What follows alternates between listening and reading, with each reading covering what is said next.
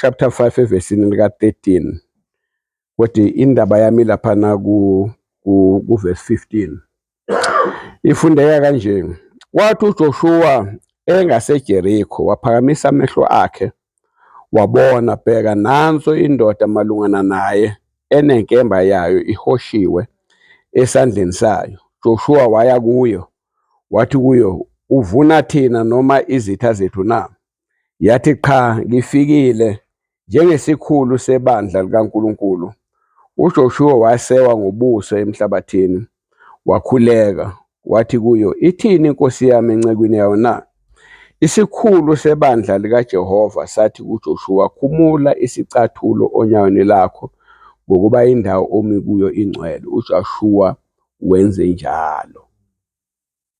Indaba ke ngizokhuluma ngayo ngikhulume ngayo ukuthi let it go. Let it go. Uma ukwi-ministry ubiziwe, khulunyiwe ngevision la ukuthi uNkulunkulu uyakubiza, bene sure ukuthi ukubizile ngempela. Ngoba into yokuqala ufuna uyazi leyo ukuthi ubiziwe awuzibizanga. Ukuze ukuthi uma uvelelwa izinkinga ukwazi ukuya kulokubizile. Sokuthi nazi inkinga ngibhekene naso ngenze njani. Ngoba uma ungabiziwe ungaya kuyena uzofika ethi angikwazi. Uza kimi wazibiza wena, mina ngizange ngikubize. Okwesibili, uMbatha wayekhona la wathi akugcini lapho ukuthi kubiziwe. Ufuna wanje obubiziwe nje kuthiwe yenzani, ubizela ukwenzani. Ngoba uzohlupha uma ungazi, uzothi nami ngibiziwe kodwa ubungaswa wenzani. Ilento esibona ke emabandleni amaningi lawa anamhlanje ama-charismatics okubizwa indoda ithi mayibiziwe yokuqala umsebenzi. Uma sebe ordena ba-ordene nomkayo. Uma sebem-ordile umkayo sebe-ordena bayi2, akekho omkhulu ngaphezulu komunye, sebeyalingana. Ivirgin iphethwe indoda etsheliwe ukuthi yenzeni. Yena useyangena nje bayamfaka ngoba nawe uyamfaka ngoba engafuni umu-offender ngoba sokuyistayela ukuthi kuthiwe bonke bayini pastor and pastor kwezwakala. Bese kuthi ke yena akezwanga next. Akezwangani? Uyefana cishe noLot owahamba no-Abraham. Bahamba indlela yonke. Mawuthola indaba kaAbraham la ifika khona efika misi altar. Kodwa uLot akazange alimise nakanye altar. And then iBhayibheli ke mali liyaqhubeka lithi ke wathi esehlukene uAbraham noLot. uNkulunkulu wathi manje ke now phakamisa amehlo akho ubhekise to the east, west, south and north as far as your eyes can reach. Ngikunikizile lo ndawo. Gama lesiHebheru lithi Lot lisho a covering. Kusho sonke lesikhathi ubehamba ebheke phansi evalekile engaboni. Uma esuka lo sokuthiwa ke now you can lift up ubheke. Khatheni eziningi inkinga ke bese ebandleni kwezwakala. Ube unonkosikazi uhambe nayo sabe kumdisappoint useyagcotshwa la. Kanti kubizwa wena kubizwa yena. Lento izokwenza ukuthi uma sekuba nezinkinga, okokuqala inkinga izoba kuthona uma kushaya imithetho la uzoshaya umthetho wakho ubeke ebandleni awubeke nowakho uthi uyakhuluma athi nami ngibiziwe ngithi nami ngagcotshwa. Wenze njani? Ngagcotshwa. Ngeke kusho ukuthi uba wagcotshwa nangigoqe nobabili, nagcotshwa nobabili. Ngithanda uNkulunkulu uma ekhuluma no-Adam. Ukhuluma no-Adam umtshela umyalezo. Akekho uEva lapho uma emtshela. Yezwa? Ngoba akafunanga kube khona ukuphikisana, kwazi ukuthi ophethe la nonikeziwe ubani. Yezwakala. Wabekwa ku-Adam wahlala. Kungakho uma uEva esona ngoba nengalo thina amadoda yasihlupha noba sabe efundisi. Ingalo iyinkinga too much. Ingalo. U-Adam wabona ukuthi kungcono angahlukana nobani? NoNkulunkulu kunokuthi angahlukana nengalo kaEva. Wazinikela etsheliwe kahle. uNkulunkulu akakhulumanga ke noEva ukuthi wenzeni. Wakhuluma wabeka necala kubani? Ku-Adam. Ngoba u-Adam wenjani? Owayonile. Nasebandleni ke kunjalo bazalwane. Balekile ukuthi wazi ukuthi ubiziwe. Ubizela ukwenzani. Ngoba uma ubiziwe bese unikezwe omunye. Ngeke ufike kuNkulunkulu noma konakalisa intshela uNkulunkulu ukuthi hayi ilona othi angenze lokho ezwakala. uNkulunkulu angimazi lo ngazi wena mina. Kufana nomuntu ophuma ebandleni athi uxabene nomfundisi uxabene nebandla bese edela uNkulunkulu. ngeke afike latshela ukuthi abuze kodwa wenzile yini into engathi yenze.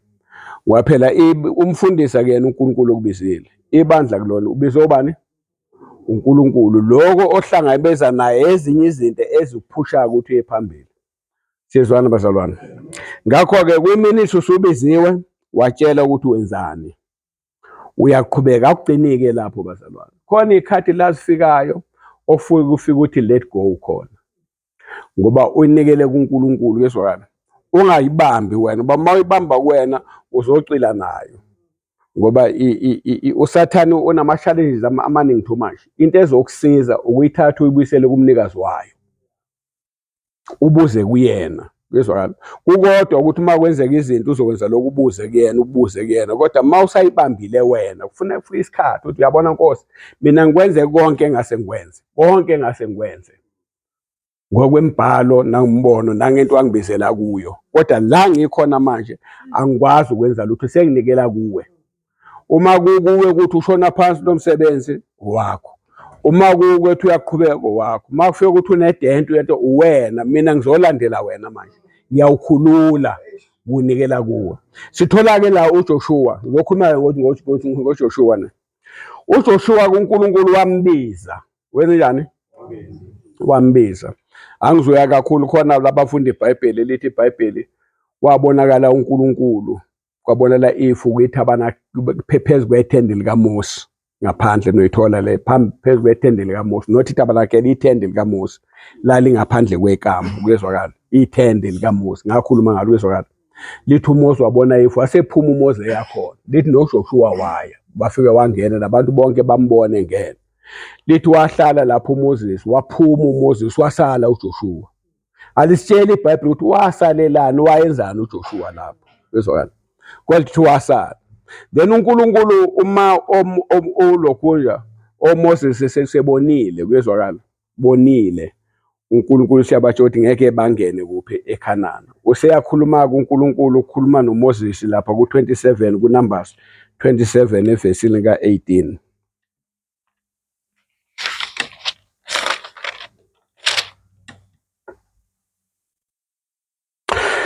lithi uJehova wathi kuMose zithabathele uJoshua indodana zithabathele nizwile ukuthi ubani Numbers 27 vesini ka18 zithabathele uJoshua indodana kaNuni umuntu onomoya ubeke isandla sakho phezukwakhe ummise phambi kaEliyazari umpristi naphambi kwayonke inhlangano umnike isikhundla emehlweni abo uyakubeka udumo lwakho phezukwakhe ukuba yonke inhlangano yabantwana baIsrayeli imlalele. 22 lithi uMose wenza ke njengalokho uJehova emyalile wamthatha uJoshua wambeka phambi kaEliyazari umpristi naphambi kwenhlangano yonke wabeka izandla zakhe phezukwakhe wamnika isikhundla njengalokho uJehova ekhulume ngesandla sikaMose. Ngakho kumedibana nenkinga la uJoshua wayenesho kahle ukuthi ubani umbizile uNkulunkulu wathumela abani uMose uMose wakhipha imento yakho ayinikeza abantu kuyena ngoba moyifunda lapha ngenhla uNkulunkulu uyakhuluma lapho uthi nina anenzanga kahle nino bani noAaron nona nahlambalaza lapha ngithe mina khombani itshe nalishaya nina naze nakhuluma amazwi anzima ngakho ngeke usangena libone nje ulibheke nanti kodwa ngeke ungene kulo kodwa umuntu ozofaka abantu lapho bani unemandate uJoshua ukuthi yena uzofaka yini abantu eKhanani uzwenza lokho uMoses amnika kodwa kwanganele lokho uyezwakala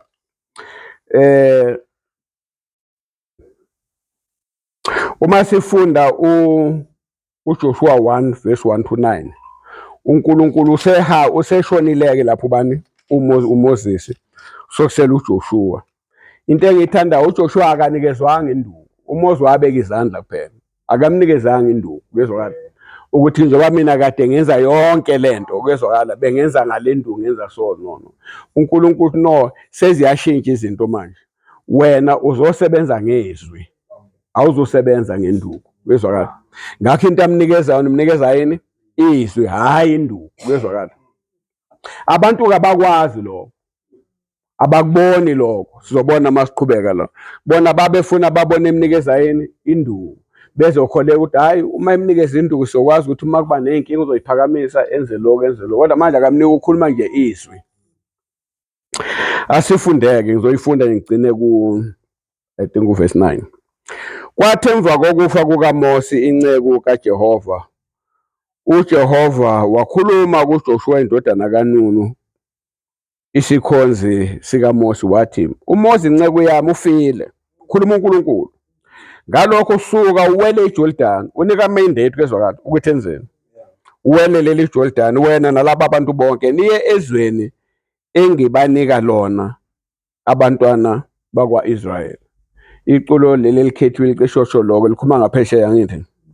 Zonke izindawo ayakunyathela khona amathe onyawo, amathe hayi ezinyawo, onyawo lwakho. Ngininikile zona njengalokho ngakhuluma kuMose.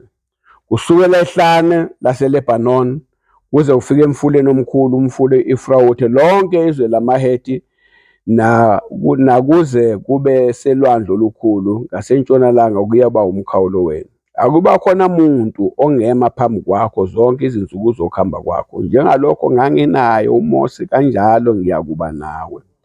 Njengoba nginobani? NginoMose kanjalo ngiyakuba nawe. Lapha kuJoshua ulalela kakhulu umlutho. Kodwa enhliziyweni yakho unayo lenkinga ukuthi njengoba inoMoses mina akanginikezanga induku kaMoses. Mara uthi angihambe uyangitshela kodwa uthi uzoba nami. Kusho ukuthi uzoba nami regardless ukuthi induku ikhona nokuthi ayikho. Kodwa yena uzoba nabani? Uzoba nami. Nginawe kanjalo ngiyakuba nawe, angikuyeka angikushiya. Qina uma isibindi ukuba uyakwenza ukuba laba bantu badle izwe engilifungele oyise ukubanika lona. Qina kuphela uma isibindi kakhulu. Qaphela ukwenza ngokomthetho wonke akuyala ngawo uMose inceku yami. Ungaphambuki kuwe ngakwesokunene noma ngakwesokhohlo ukuba ube nempumelelo nomaphi lapho uyakhona. Lwencwadi yomthetho mayingasuki emlonyeni wakho, kepha wozindla ngayo imini nobusuku ukuba uqaphele ukwenza njengalokho konke okulotshwe kuyo, ngokuba lapho uyakuhlahlamelisa indlela yakho uphumelele. Angikuyalile na? Qina ume isibindi, ungesabi, ungabi nalovalo, ngokuba uJehova uNkulunkulu wakho nawe nomaphi lapho uya khona. UJoshua-ke uyatshelwa la, ubekiwe izandla, beka uMoses inceku kaNkulunkulu. Wamtshela ukuthi uyena ozohambisa abantu. uNkulunkulu uyaconfirma lokho. Yamtshela ukuthi impela-ke Joshua usefile uMoses, sokufuna uqale manje wenzeke wena thathela abantu baye ukokwenza. Akagcinanga umbisi ukuthi umtshene mandate ukuthi ufuna wele iJordani kwezwakala ayofaka labantu la uMoses engabafakanga khona kwezwakala.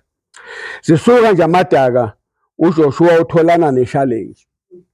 Ukuthi uNkulunkulu kubizile akusho ukuthi awuzoba ne-challenge. Ukuthi abantu bezwile uNkulunkulu ekubiza kungaphuma iprofeti eziningabi. Kubantu akwanele lokho. They will always challenge you. NjengoMoses wamchallenge uAaron benoMiriam. Bathi ngeke le ngane isitshele yonke leyo nto. Nathi sibadala mos umoya kaNkulunkulu kuyena kuphela. Agcinanga lapha esephumile uMoses wabakhipha oDathani noKhora bamchallenge nabendleleni. Bathi hayi nathi lento ayenzayo singayenza kwezwakala. Kodwa ngithanda-ke kuMiriam uNkulunkulu wamlwela kwezwakala. KoDathani wathi uNkulunkulu hayi bekhulume kimi ngizobakhombisa ukuthi yimi ngempela ukubizile. Bona-ke ngeke ngibaxolele njengoba ngixolele uMiriam. uNkulunkulu ulokhu ubani uMoses wayekela lapho. uJoshua uyabona njalo ukuthi indaba enkulu kufuna uyekele uNkulunkulu ngoba uyena owaziyo. Wena wacabanga ukuthi indaba yakhe isiphelile kanti indaba yakhe ayikapheli. Ubona benamashali bakuchallenge abantu ucabanga ukuthi kuphele kanti akuphelile. Abanye baze bakubukele phansi. Bathi hayi uNkulunkulu ombizile mathina singenza okungcono kunalokho akwenzayo kwezwakala. Kuyasiza ukwazi ukuthi ubize ubani. Ngimbonile uNkulunkulu engibiza, anginadoubt ngeke ngikusho lo ngakuchaza one time la kwezwakala. Kodwa khona izinto ezibenzima too much. Uthola umuntu ekhona uthi akazofundisa esikoleni abe nesibindi sokuzotshela wena. Uthi yazi bathini abafundi.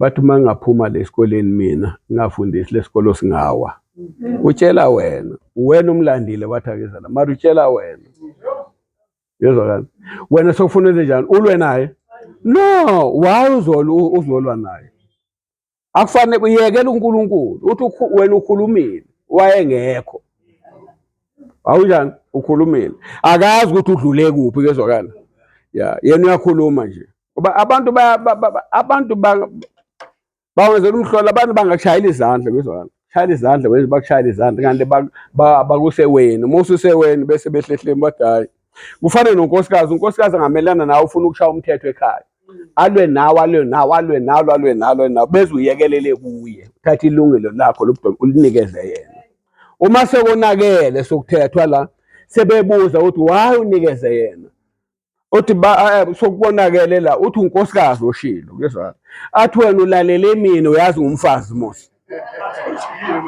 ngumfazi hayi ungilalele ngumfazi mina kezwakala mina ngayeza la ngizogana la inhloko yala ekhaya uwe angithi wena indoda wena ufaka ibhlu wangilalela kanjani mina uzothini sezonakela izinto ngoba wena wathi ufuna kube nokuthula ekhaya athi kuze kube nokuthula angiyekele inkosikazi yenza uma sokonakele nasebandleni uthi kukhona indoda engathi imelene nami la ngcono ngiyekele kuyona kezwakala kuzokonakala uNkulunkulu ngeke ayingene indaba ngoba uNkulunkulu ngibize wena angibizanga lo uthi ngoba bayafuna ngibanikeze benze cha uMoses akasho ukuthi hayi nikela obani oMiriam babahole akasho ukuthi nikela oDathane banabantu abayi200 abahamba nabo abathi uNkulunkulu akasho njalo kweza ukuthi hamba uyamchallenge ke la uverse 17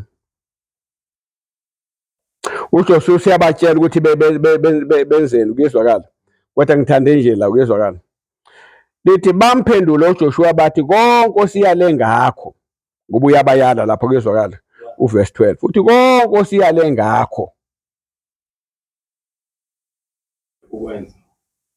siyakukwenza noma aphi lapho usithuma khona siyakuya khona but on condition njengaloko samlalela uMose kukho konke kanjalo siyakulalela wena kube bagcina lapho kwakwanele kube bagcina kwakwanjani kwakwanele kodwa bayaqhubeka bathi kepha kuphela uJehova uNkulunkulu wakho makabe kuwe njengoba wayenoMose bathi hayi sikubonile ubekiwe izandla samuzi kulekhuluma konke sizokwenza on condition ukuthi uNkulunkulu siyambona ephezulu kwakho njengoba ekubane kuMose bamchallenge kezwakala ngoba bathi uNkulunkulu ngeke abe phezulu kwakho induku ingekho ngeke abe phezulu kwakho induku sizwile nje ukukhulunywa kodwa awuphethe induku wena thina simlalela umuntu silalela umuntu esambona thina induku isebenza wena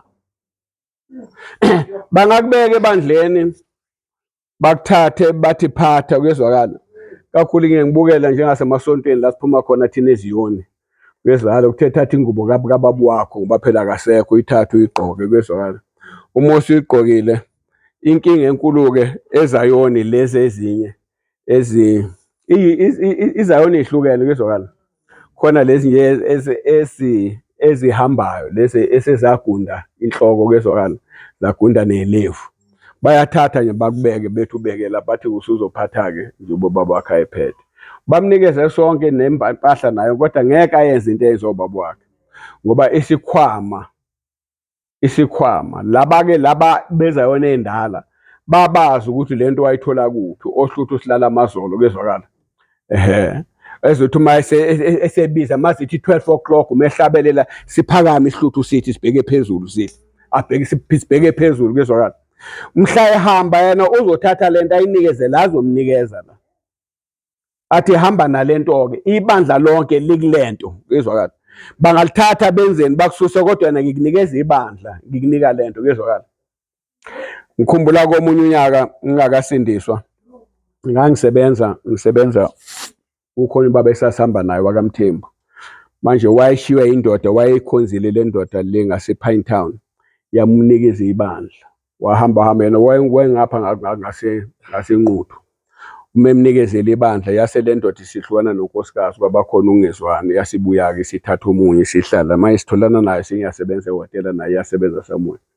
Manje iyangitshela ukuthi heyi njengoba ngakutshela phela ukuthi ibandla lanikezwa kimi nencwadi nasi la kimi wanginikeza umkhulu. Manje laba balithatha ibandla bathe benza-ke ugudi, bathe bebhizi nogudi bethi bayawenza sebehlabile entambama kunenkungu.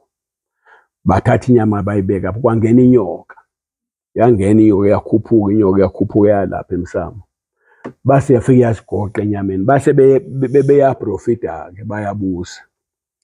Manje bathi hhayi kwathiwa hhayi umnikazi webandla lo uyabuza ukuthi niyawenza ugudi nikhona nonke kuhlatshiwe uphi lo muntu engamnikeza ibandla. Lo baba ungitshela ngeqholo kezwakala. Uthi lani kwamina ibandla ayikho into abazoyenza. Umnikazi webandla ufikile kade ngangibatshela. Ufikile wathi lento eniyenzayo nenzani ngoba umnikazi le ngamnika ibandla akekho la. Nizokwenzani nina la? Wathi bona ngeke benze lutho. Wafuna bashweleze ngayiyeka lapho-ke indaba yakhona. Engisho ukuthi noma bangazeke bagqokise izingubo benze yonke into abafuna ukuyibona bathi unayo yini lento.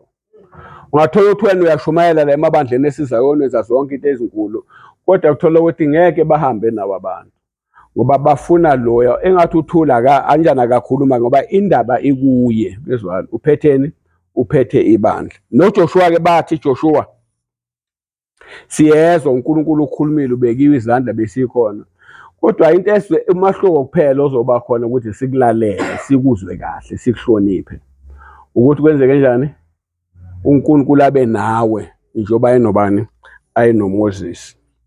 Bese siyahamba siya ku 3:7 uNkulunkulu uyaconfirma lapho. Ngiyayinqamulela uzofundela wena kezwakala.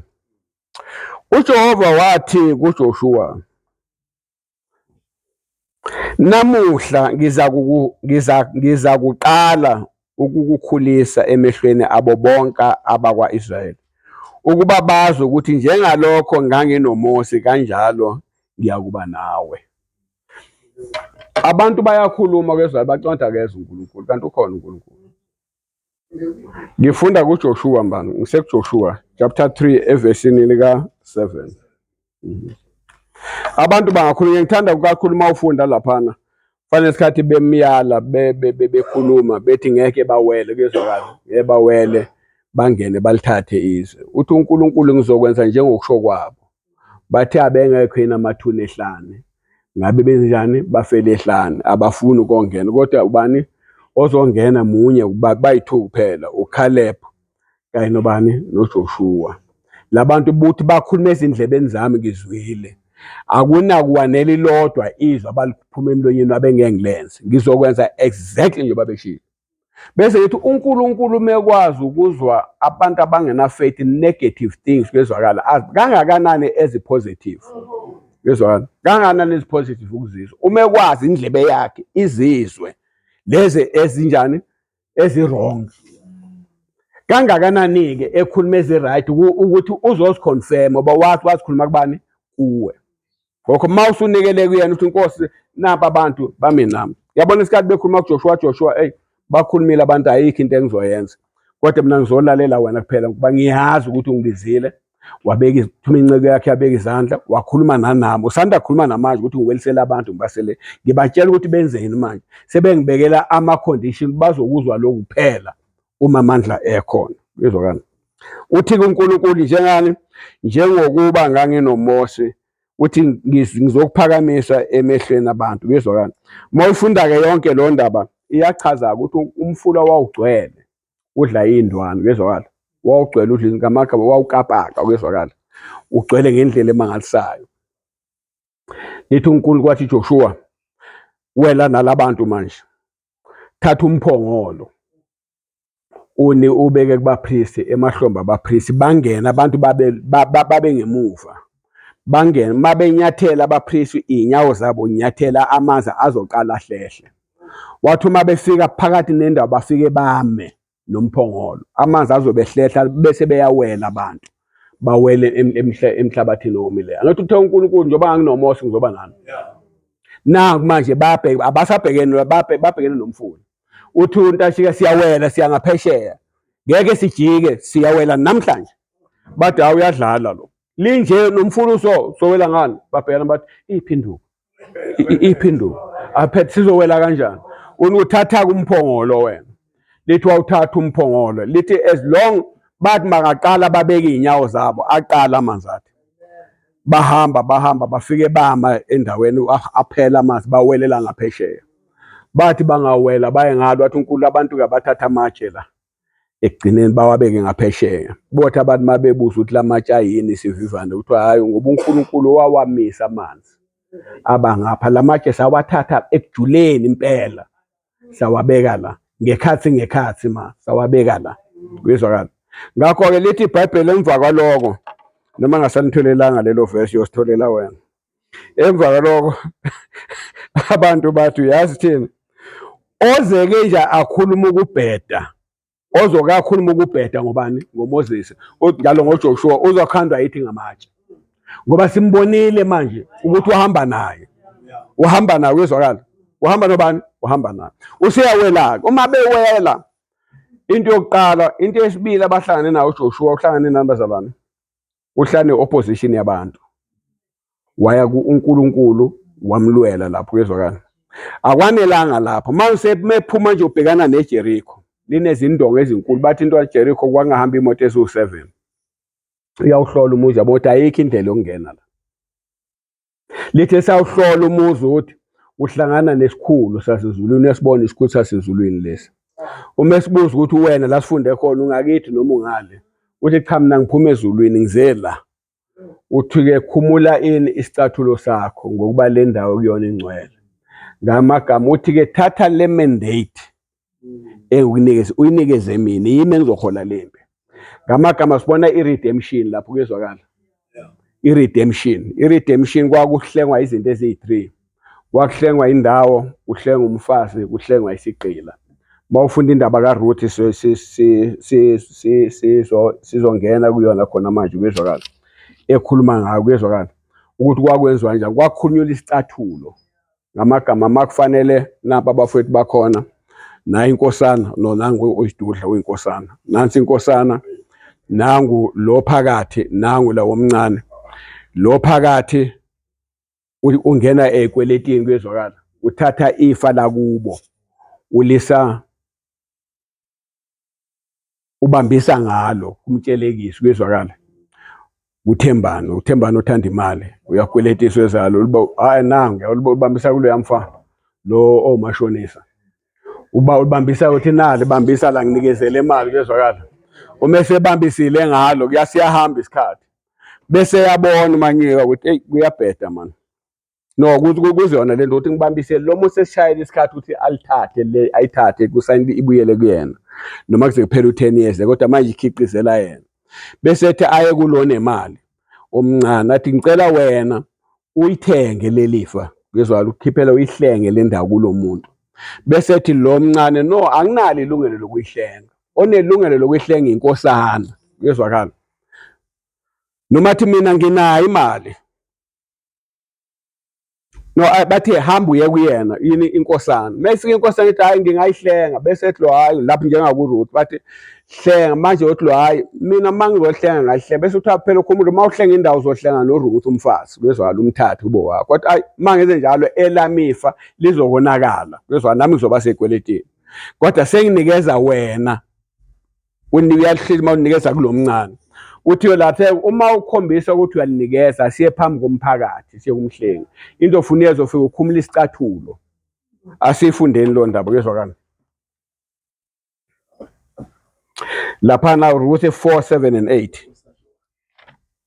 4 kuRuth 7 and 8. Niyamazi uRuth ukuphi? Ungaphambi kwaJoshua. Phambi kwaJoshua noma phambi kwabahluleli. Safuna wabhadala wazolanda certificate awufundanga. Safuna ubuye. Okay. Asifunda ku 4:7 lokho kwakunje ngokuhlenga ngokwenana endulo kwa-Israyeli ukuba kuqiniswe izindaba zonke, umuntu wakhumula isicathulo sakhe, not icathulo, wasinika umakhelwane wakhe. Lokho kwakungubufakazi kwa-Israyeli. Umhlengi wayesethi kuBhowazi, "Zithengele," wakhumula isicathulo sakhe. Ngizwakala.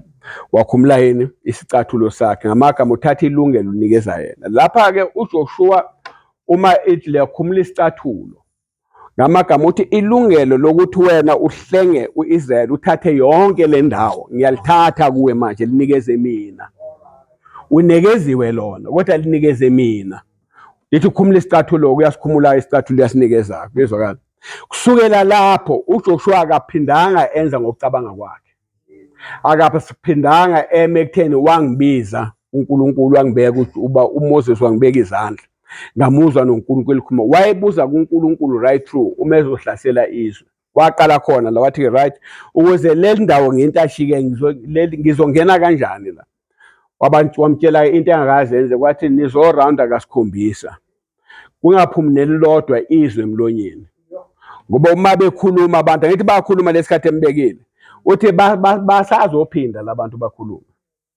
Ngoba ukukhuluma kuyaliphunzisa izwi likaNkulunkulu. Negative kuyaliphunzisa. Ngakho uZakhariya uma ebona ingilosi ikhuluma ethi umkakhe uzothola umntwana, kuyezwakala. Wakungabaza lokho. Lithi yasingilosi, ngoba ungabazile awusophinda ukhuluma uzovaleka umlomo. Waphuma esesimule ethinta enza so. Ngoba wayezombona athi ahlale ekhuluma athi kuthiwa uzokhulelwa akakhulele. Isalukazi esingasi nami sengimdala kangaka. Athi noma ethi ukheshile lona kuvele kuchitheke, uyezwakala. Wathi akavale yini umlomo. Lithi ngalelanga esezwela uJohane bamukusisiledde kuyena ukuthi akabhali, wabhala igama, waqala uvuleka wakhuluma. Funa siqaphele ukuthi ukhuluma kanjani ngeministry uNkulunkulu akunikeze yona. Enye yithi esichitha ngemilomo yethu ngoba sibona kunezinkinga. Uyezwakala. Yithi esichitha ngani? Ziba khona inkinga uzubona nawe uzungabazi ukuthi kusho uNkulunkulu akangibizanga ngenza kanjani ngalabantu bangihlupha. Khona bekhuluma khona manje ukuthi uTashika uSherman ethi labantu baphumela full force kuphela imoto zakhe kuphela yonke into kube yibona abahlamukayo. Ube sebandleni ukhiphe yonke into uthathe lo muntu umkhulekele kade engasebenzi ehleli bebhekene nonkosikazi wakhe efundile engenani. Umkhulekele ukhiphe imali zakho athole umsebenzi. Athi esesebenza uma kuthiwa kuyahlala ekhoma kuthiwa ukhushulelwe imali. Kukhala uNkosi kusho yini le indoda ethi umfundisi angakhushela imali wenzani? Bathi bengathi akakwazi ukuthi ahola imali edlule yami. Wenza yini umsebenzi wakhe? Yena lo muntu wamthola ehleli engasebenzi. Wamkhulekela wathola umsebenzi. Mase ethola umsebenzi wena mase ufuna uvune la utshale akasafuni yena mamele ameqala phambi kwakho. Uzokhuluma kabi uthi Nkosi ngiyawuyeka lo msebenzi. Ngikhuluma one time usekhona uBishop Nkosi ngithi yabona into enesibhekana nazo into esisizayo. Ukubheka emuva ukhumbula ukuthi uNkulunkulu uma ekubiza wakubiza kanjani wathini. Ngikhuluma noBishop Nkosi ukuthi wena Bishop walasha isikhwama wagibela ebhasini wahamba waya eRustenburg. Mabe ufike eRustenburg bafike bakubuza usukungena abantu kwangena one by one phela ngakusasa uthi right uzobhadelelwa ubani. Wafika yena wathi hayi angazi ubhadelelwa ubani. Wathi kanjani na uze kanjani? Wathi ukhona uthe uNkulunkulu angize la. Uthi ngibhadelelwa ubani angazi thengize la ukhona ozongibhadalela. Babhekana belunga bakhona bathi hayi iqiniso izolo kufika itelefoni eqhamuka phesheya bathi khona umfundi ozofika lapha engenamali sombhadalela for 3 years azaqede. Ngithi uma ngabe ubhekana nezimpi ufuna uye lapho ukuthi wawungeke ungibhadalela ischool fees kanti ungibize wethi ngiphelele ehlane. Ngizwakala. Ngizowuqeda umsebenzi. Ngizwakala. Kube khona indoda Frederick Price niyamazi? Dr. Frederick Price. What there is no monkey. Frederick Price. There is no monkey which can destroy this ministry except this one. But there's no monkey enga destroy le ministry ngaphandle kwale ezikhomba yena. Kuba wayazi ukuthi uNkulunkulu ukhulume naye. Angagive up yena kodwa mayimile ebambelele kuNkulunkulu. Noma ngahlala umuntu ayedwa uzothi Nkosi wena okwathi kungekho lutho kungekho ngalo yedwa ungawuqala umsebenzi uqhubeka. Ngalo yedwa ungawuqala wena owaziyo okwathi kungamathambo wakhuluma ukuthi lamathambo angaba yimpi na lo msebenzi noma songathi amathambo kuso ungavuka ume ngesikhathi sawo. Into eyayisihluphe kakhulu xa uNkulunkulu mekubiza manje uzokwenza izinto manje. Hamba ubuze, ungabuza abantu abaningi. Okokuqala ungahamba umbuze, hamba uyobuza uJoseph. Wabona uJoseph wacabanga ukuthi uzobaphatha abafaboza engazi ukuthi usazoya emgodini badla ukudla bephezulu aphume emgodini bamdayise kwezwakala. Iphupho lize libonakale emva kwesikhathi aphume ejele ayophatha kwezwakala. Akwenzekanga nje uNkulunkulu uyakutshela uzoba yini kwesikhathi akakutshela isikhathi esiningi akutshela ukuthi uzodlula kuphi kodwa ukutshela ukuthi uyosuka manje uzoba akakutshela uzoba yini. Uhamba uyobuza noba noPaul. Paul uzokutshela mayetshela ukuthi wathiwa uyabizwa uba umpostoli wabezizwe. Wecaba wasuka namesika laphana eDamaseko wafika washumayela wabhokelwa izimpi. Wahamba waya eArabia wafika wahlala khona. Thehlele khona wahlala wabuya. Wathi uyenza futhi hayi wabhokelwa izimpi khona laphana. Zogodola inhliziyo sisi. Mawuzongena ukufreeze inhliziyo yakho. Ubeka isandla emlonyeni na. Kuthe kunjalo. Kuthe kunjalo. Wasuka sebemjaha base bemkhipha ngesilulu bamkhiphela othi ngaphandle wahamba. Mefika eJerusalem wathi uyazama. uBarnabas wathi uyamfaka wangena kodwa akwaze kwalunga. Inkosi yabonakala kuye. Yathi hamba ngeke bakuzwe wahamba. Mawufunda kahle ulanda ihistory kahle uyathola ukuthi wahamba wohlala kube eThaso. Alisitshela iBhayibheli ukuthi ukhona umsebenzi awuqala. Wahlala almost about 11 years. Ehleli kungenzeki lutho. Kuthe uNkulunkulu eselungisile usuqalile umsebenzi. Mawufunda uchapter 13 kwizenzo. Kuthunyelwe noBarnabas eyobona ukuthi yini eyenzakalayo. Wamkhumbula wamlanda.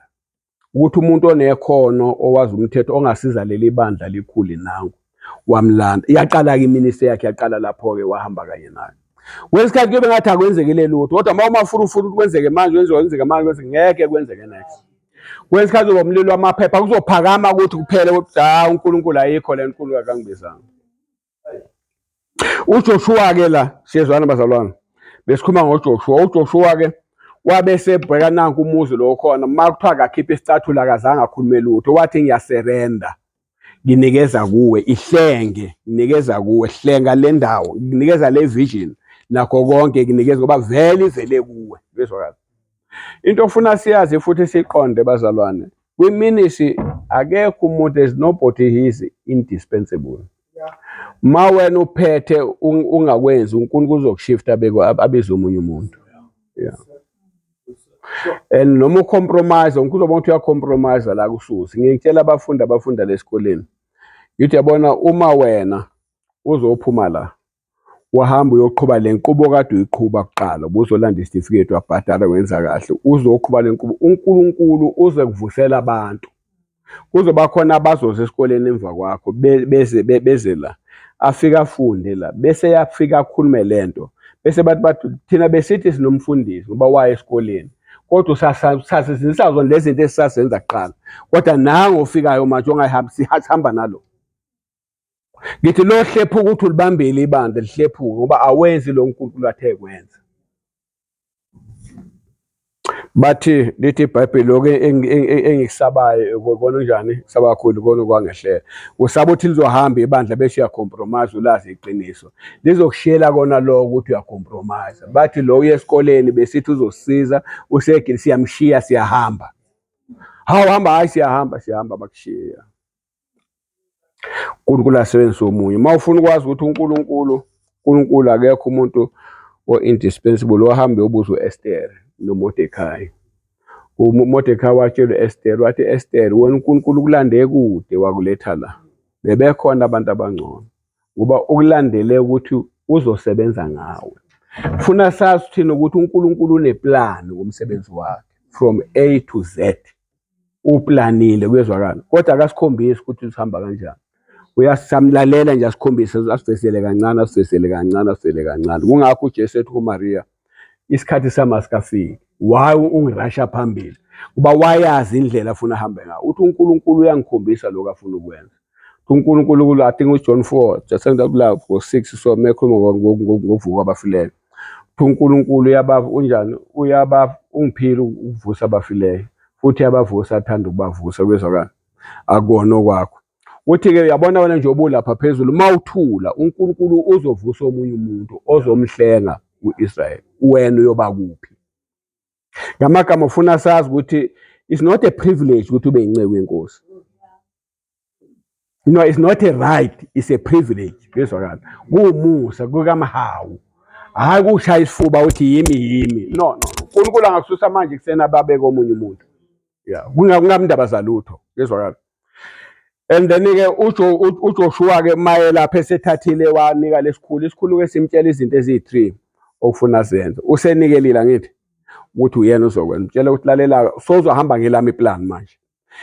Abantu kungabe khona noyedwa ozokhuluma bazorounda la 3 times bathi 7 times. Ngelanga lika 7 bakhamluke kakhulu izindoda zizowa ziwele phansi kwezwakala. Uma ziwa zonke ziwa phansi lezi ndoda zingathintwanga muntu. Nobe seningena niseve izinto ezi2. Nizoseva konke okuyiseva negolide nibulale konke okuye nikushisa umlilo kodwa isiliva negolide nani nizokubeka nikubekela uJehova ngoba leli dropha sengizongena kweindawo wethi ngigethi ukuqhuba imbijana bese niseva noRahabi isifebe kwezwakala. Ibona kuphela konke okuyenza ukubulala konke kwezwakala. Ngamagama uNkulunkulu uthi yabona le dropha leli njengoba usulinikeze lingokweshumi kwami kwawonke amadropha engizowahla. Wonke amadropha ozowathatha ama-cities la awakho nencebo nakho konke phakathi kodwa leli lami linikele kimi. Ngakho kubalekela ukhipho kweshumi. Ngoba kweshumi okokuqala kaNkulunkulu zonke into uNkulunkulu uzozenza yena noma wena ungazi uzokwenzeka kanjani.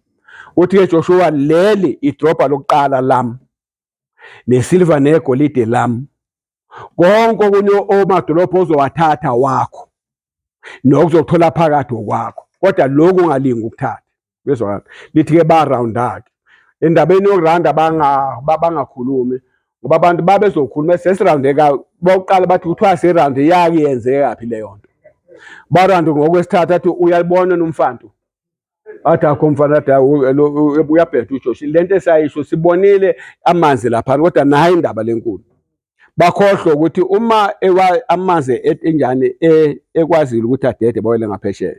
Ngale kwendungu ngokukhuluma kuphela sebhene idrop alikho idrop elanendo ngizingaka uMoses akalwisa phansi. uMoses uyahamba ehlana azangabhekana namadrop abhabhekana namadrop. Ngakho they cannot compare yena noMoses kwezwakala. Kodwa ingqondo zabo zazokhometha ayikaze yenzeka. Wathi ke bathule bakhamluka uma sekufike ulana kabani lika 7. Lempela lithi iBhayibheli benze njalo zawo izindonga zathi phansi kwezwakala.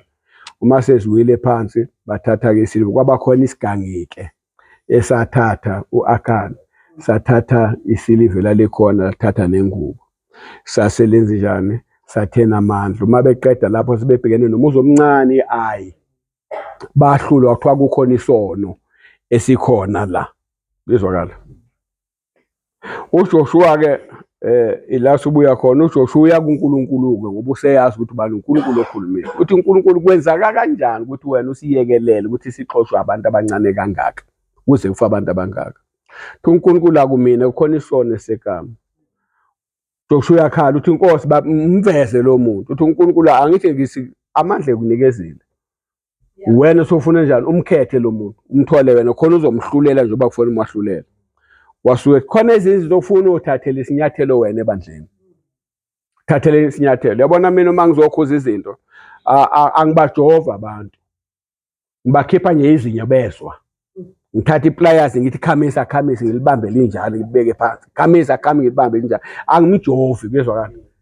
Ngamagama usithi ungalungisi izinto umela uzilungisa ushumayela kwezwakala. Uyazibulala lapho. Okwesibili ungalinge usebenzise ivesi kwesinye isikhathi. Mawufuna ukuzolunga ufuna uzilungise nje kahle izinto kahle. Ke uthi yabona la ebandleni angizwani neBrazilian player. Ungazwenza iBrazilian player la.